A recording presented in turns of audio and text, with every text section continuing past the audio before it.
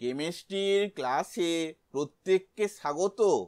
প্রশ্ন, পরমাণুর গঠন থেকে 14 সিলিকন 30, 15 ফসফরাস 31, 16 সালফার 32 এগুলি হলো, অপশানগুলি হলো: A isotope, B isobar, C isotone, D nuclear isomer.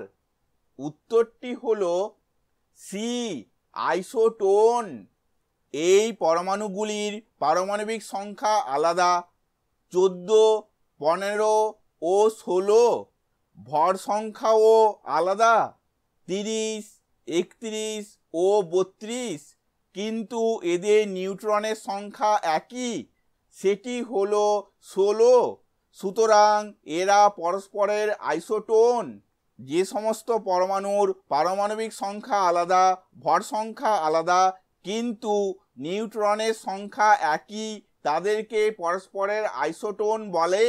ভিডিওটি দেখার জন্য ধন্যবাদ।